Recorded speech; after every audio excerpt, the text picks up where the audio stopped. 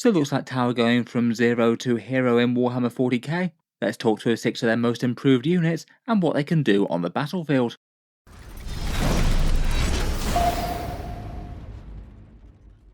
Hello and welcome back to Auspex Tactics, where today we're talking Tau, and in this video I thought we'd take a focused look at a few of their most improved units from the Balance Dataslate.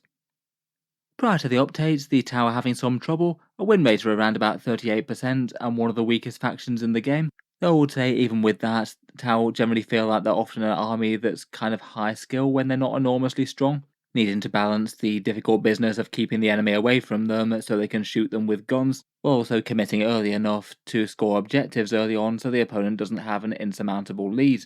Lots of lists tended to build around crisis suits with psychic ion blasters, which I don't think is going to be going anywhere, and a fair few lone operatives help out the faction, ghost kills in particular. Overall, at least in the early days, it looks like they might be one of the single biggest winners of the update. The points changes perhaps outpace a few of the other things that got decent cuts down at the lower end of 40k's power spectrum, and in general most discussion that I've seen on them does seem to be fairly optimistic, thinking they should be able to compete fairly well with at least the mid-tier of 40k right now. With that in mind, I thought we'd focus on 6 much improved datasheets and why I think that they'll be good going forward, taking a look through their rules and their new points cost versus the old, and how we might see them used on the battlefield.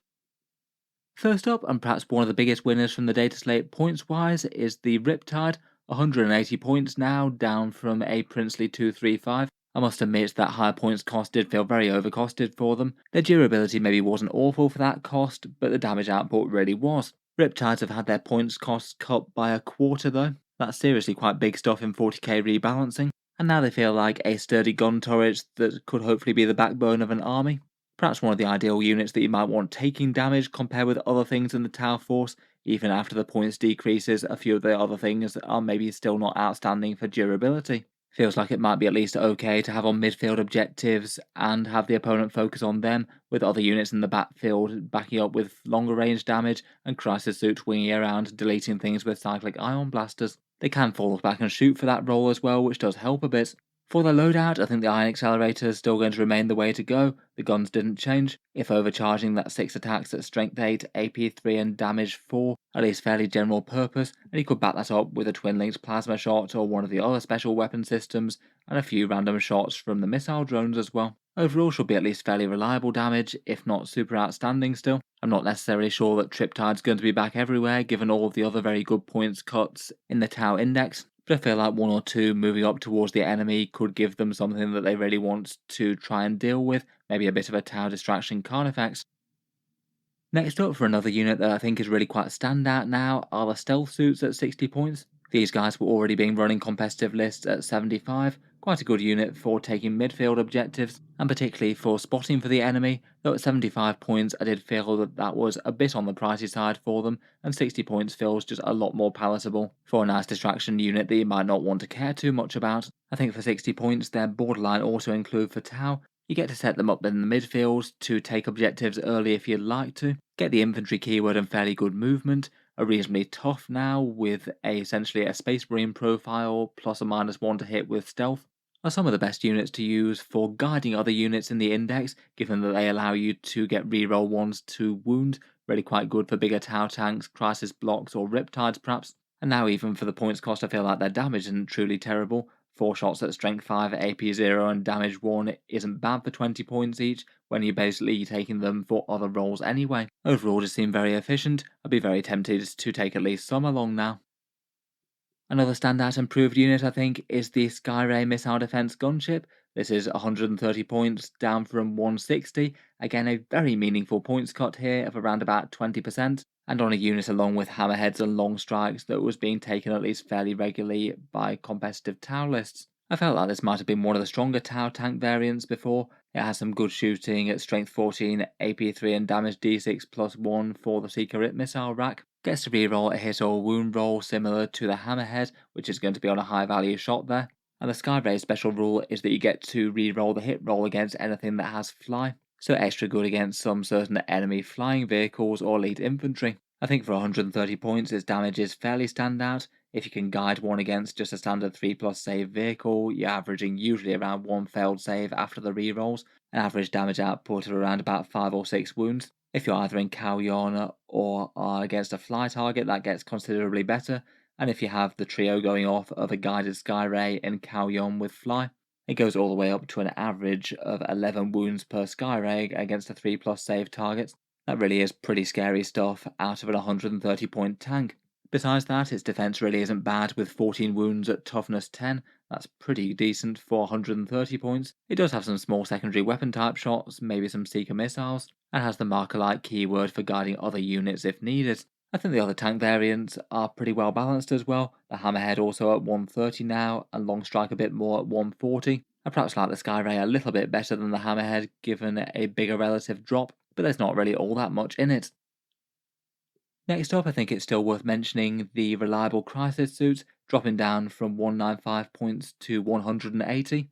People were often considering these guys one of the very most competitive units in the Tower Index before, generally being led by either Crisis Commanders or Cold Star Commanders, and spamming out a massive amount of cyclic Ion Blaster shots, supported with as many synergies as you can layer on them, stratagems, other units like Tetras or Shadowsun, stealth suit wound rolls or stratagems, then maybe not a bad one for jump shoot jump with 10-inch move to strike and then hide behind cover. They're quite nice with the early Kauyon Warlord trait and deep striking as well. That can make a Alpha Strike unit hit exceptionally hard. Overall, it's still a solid points cut to one of the best Tau units before, and I still think they're going to be a staple in lists. And on top of that, their support options dropped, with commanders dropping down to 90 points for a Crisis 1 and 110 for a Cold Star. Fully supported, all of that Strength 8, AP 2 and Damage 2 will spam a lot of enemies straight off the board, though they definitely do have their disadvantages, at least somewhat short ranged. You will likely lose some to hazardous checks, and they're not really all that tough when the enemy hits them back. Still though, when you can drop a massive Alpha Strike that deletes one of the opponent's best units, that's often going to be a price worth paying. Next up, and for perhaps another unit that got even more auto-include, is Tau Commander Shadowsun. She dropped down from 140 points to 100 points, and again I perhaps found that one to be a bit of a weird change, seeing as she was fairly auto-include previous to this. Being one of the only units that can splash big buffs across lots of units, she was often included in a firebase, giving an aura of reroll ones to hit, and giving you the chance to refund some stratagem CP. Tau have kind of limited options for things like free stratagems and things. On top of that though, she is also a lone operative, which is just pretty generally handy to have around, standing on objectives and not being shot down from long ranges, has reasonably good movement, is really quite tough for a lone operative with stealth and a -1 to wound from the Guardian drone as well. And then to cap it all, two really quite powerful melter guns hitting on a 2+, high energy fusion blasters with better strength and a longer range. Overall, I feel like unless you're thematically going enclaves, then Shadowsun is probably pretty much an auto-include now.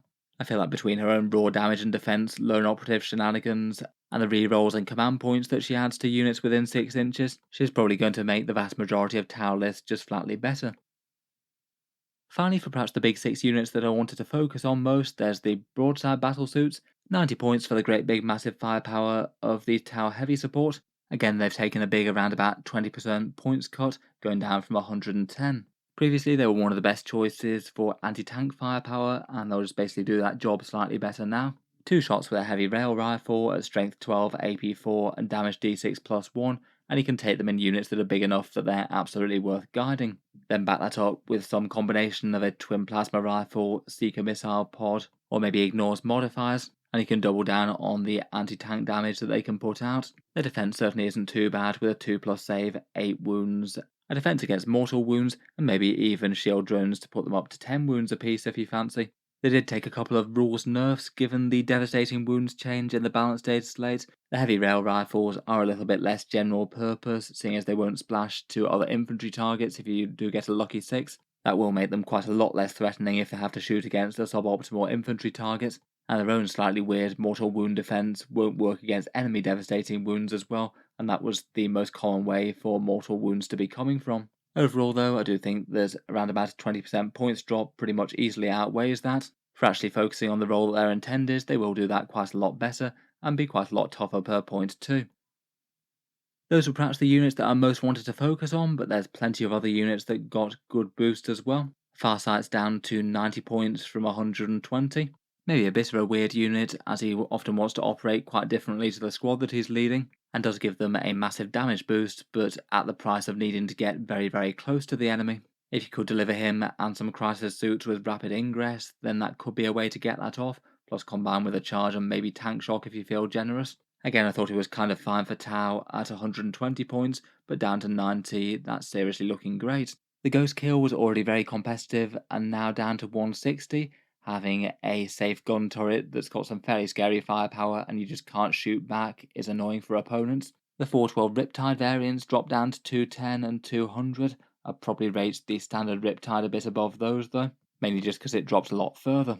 Devilfish are surprisingly cheap at just 75 points. Not bad given that they can pack some Seeker missiles and a defense system and aren't really too bad in defense for that cost as well. And then they can transport some cheaper breachers at 90 points going up the board, maybe accompanied by a 40-point Fireblade now. I think it quite feels good to have breaches and devilfish delivered onto objectives, and the whole thing just costs 165 points. Previously it would have been over 200, so that's a massive change there.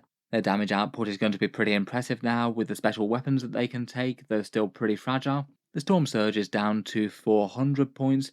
That is again a big percentage drop, though maybe a little bit less exciting than a few of them I feel. And finally, Croup might have actually got some of the help that they needed, dropping down from a massive 75 points to a pretty cheap 55. I feel that's a lot better reflection of their defensive profile, and they can actually be at least reasonably threatening with a bunch of strength 4 attacks between range and melee. I think they're definitely a little bit more tempting and should skirmish fairly well with enemy equivalents, though they will be competing against things like stealth suits for mid-board control. And as mentioned earlier, stealth suits are looking rather excellent right now.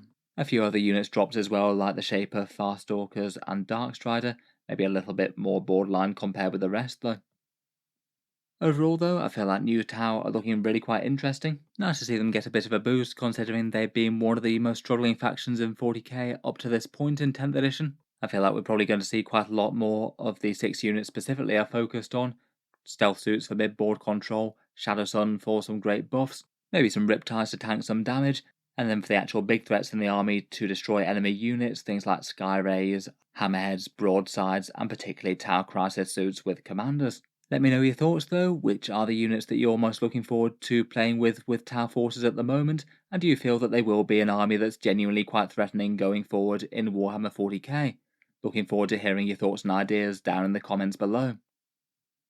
If you've enjoyed the video, then feel free to subscribe to Auspex Tactics, or I'll certainly keep the regular 40k videos coming. I do tend to post new ones just about every day. Finally, if you have been enjoying all the videos on the channel, I would just like to mention that Auspex Tactics does have a Patreon page as well, and you can find that linked in the video description if you'd like to help support. Channel patrons do get a fair few advantages, seeing certain videos early, regular votes to see what sort of things come next on the channel, and automatic entry into the regular prize giveaways with a chance to win some big model kits each month. If any of that sounds good to you, or you'd just like to help support, the link is down in the video description below.